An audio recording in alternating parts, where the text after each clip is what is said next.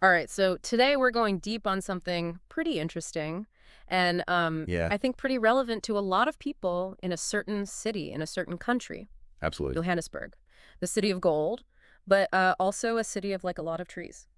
Oh. So we're looking at tree felling in Johannesburg, Yeah. and we're doing this for you, the listener, because you've got questions about this, and we want to try and get to the bottom of this and look at things like safety and regulations and All costs. the important practicalities. Exactly, so that you can be informed Yeah, and make good decisions. absolutely. So Johannesburg, I mean, it's famously green. Very much so, But yes. why is tree felling like even a thing? Well, I mean, you've got to remember that Johannesburg's green canopy is a massive part of its character, you know. Hmm. But that means that there's always going to be a need to manage these trees. Yeah. And sometimes that's going to mean, removing trees. Okay, so it's not just about like someone's just decided they don't like a tree No, no, it's all. and they're going to take it out. Trees have a life cycle just like anything else. And, sometimes they get too big for the space that they're in, particularly in a city like Johannesburg, where you've got, gardens and streets and all sorts of things. Right. And sometimes they get old or diseased or infected with pests. Hmm. And sometimes, you need to make space for, new buildings or roads or. Essential infrastructure. Yeah. Yeah. Yeah. Johannesburg is rapidly growing and urbanizing. And, sometimes the old trees that have been there for decades are just in the way of progress, you know. Okay. But it's important to remember that tree felling in Johannesburg is a serious business. Yeah. You can't just go chopping down trees willy-nilly. Yeah. There are very strict safety protocols that need to be followed. Right. And environmental best practices need to be adhered to. Okay. And of course, there are a whole bunch of local municipal regulations that are very specific to Johannesburg. Like, for example, Johannesburg's summer thunderstorms with those strong winds, they can really do a number on trees. Yeah, you get a lot of like falling trees and things like that. Exactly. Yeah. So it's important to manage those trees and make sure that they're not going to pose a danger to people or property. Right. So if you're listening to this and you're thinking, hey, maybe I can just, take care of that, overgrown branch myself, Yeah. I would strongly advise against it. Why is that?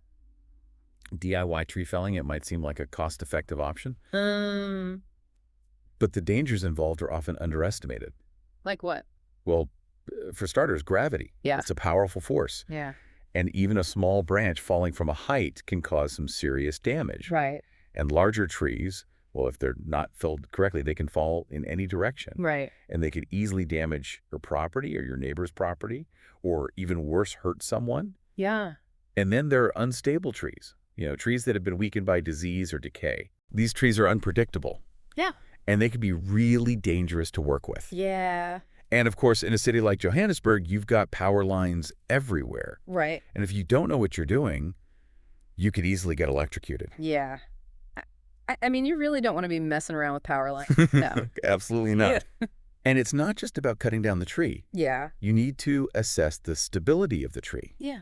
You need to determine the safest direction for it to fall. Okay. You need to plan the entire process very carefully. Okay. And that's where professional arborists come in. Right. These are people who are trained and experienced in all aspects of tree care, Okay. including safe removal techniques. Right. They have the right equipment, the right knowledge, and the right skills to get the job done safely and efficiently. Okay. And just as importantly, they have liability insurance. Right. So if anything does go wrong, you're covered. Okay. So let's talk about the legal side of things then. Yeah. Permits. You mentioned permits earlier. Yeah, Is this something that I need if I need to take down a tree? absolutely. Johannesburg has strict regulations in place to protect its urban forest. Okay. And you generally need a permit to remove any tree of a certain size or species from your property. Okay. So how do I go about getting a permit? Well, the first step is to contact your local municipal council. Okay. They'll be able to tell you exactly what the regulations are in your specific area. Right. Because Johannesburg's a big place. It is, yeah, and the rules can vary from one suburb to the next. Right. So it's always best to check with your local council. Okay. Once you've spoken to your council, they'll be able to tell you what kind of justification you need to provide to get a permit. Okay. So what kind of justifications would they usually accept? Well, the most common reasons are if the tree is hazardous, Okay. or if it's diseased, or if it's causing damage to your property, or if it's in the way of approved building plans. Right. You'll usually provide some kind of supporting documentation as well, Like what? like a professional assessment from an arborist or a report from a structural engineer, Right. something like that. Okay, so this all sounds a little bit complicated. It can be, Yeah. like for the average person. Yeah, and that's another reason why it's a good idea to hire a professional tree felling company. Right. They're familiar with the regulations, Okay. and they can help you with the permit application process. Okay. They'll know what documents you need and how to fill them out correctly, Right. and they can even submit the application on your behalf. Okay. And what happens if I don't get a permit? Yep, you could face some pretty hefty fines. Really? Yeah, the city of Johannesburg takes its trees very seriously, Okay. and they want to make sure that they're being removed responsibly, so it's really not worth the risk. All right. So permits are important. Definitely. What about the costs? Yeah, I mean, this is obviously a consideration. of course. Tree felling can be expensive. It can be, yeah. So are there any ways that I can, manage the cost? There are definitely a few things you can do. Well, the first thing is to get multiple quotes. Okay.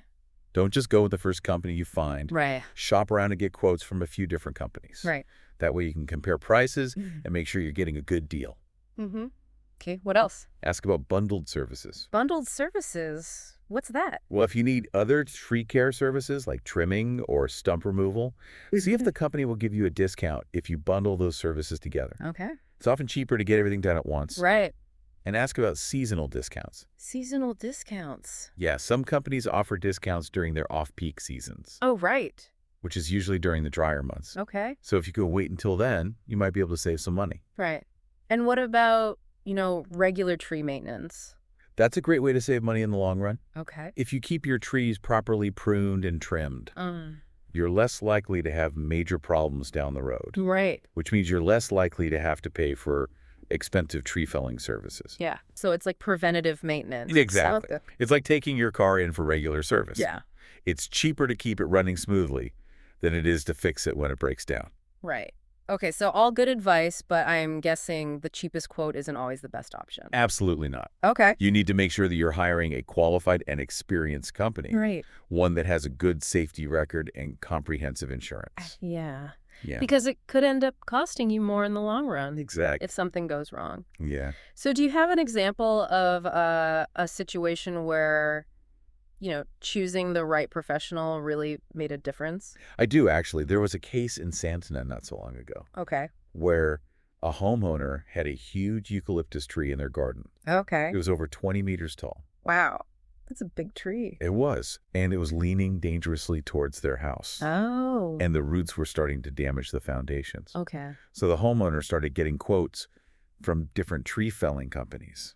And they were getting a wide range of prices and levels of expertise. Okay. Some of the companies seemed really professional and experienced, Right. but others, well, they seemed a bit dodgy. Okay. In the end, the homeowner decided to go with a company that wasn't the cheapest, Okay. but they had excellent credentials, Right. a good safety record, Mm, and comprehensive insurance. right. And it was a good decision. Yeah. The company did a fantastic job. Okay. They removed the tree safely and efficiently, Right. and they didn't cause any damage to the property. Okay. They even gave the homeowner advice on what kind of tree to plant in its place. Oh, that's good. Yeah, so it's a good example of why it's important to choose the right professionals. Yeah. You really do get what you pay for, You do. especially when it comes to something as important as tree felling. Absolutely. So to recap for you, the listener, Yeah. we've looked at why tree felling is sometimes necessary in Johannesburg. We've looked at the dangers of DIY tree felling. We've talked about how to get a permit, Uh-huh. and we've given you some tips on how to manage the cost. Yes. And we've done all of this within the context of Johannesburg's unique environment and regulations. Precisely. So we hope that this deep dive has been helpful, I hope so too. and that it's given you the information you need to make informed decisions about tree felling on your property. Absolutely. And that brings us to our final thought. Okay. Johannesburg, it's known as the City of Gold, Uh-huh. but it's also a very green city. Yes. So how do you, as an individual property owner, Yeah. play a role in maintaining that balance Yeah. between development and the environment? That's a good question. Yeah, something to think about. Definitely. Thanks for diving deep with us, It's been a pleasure. and we'll see you next time. See you then.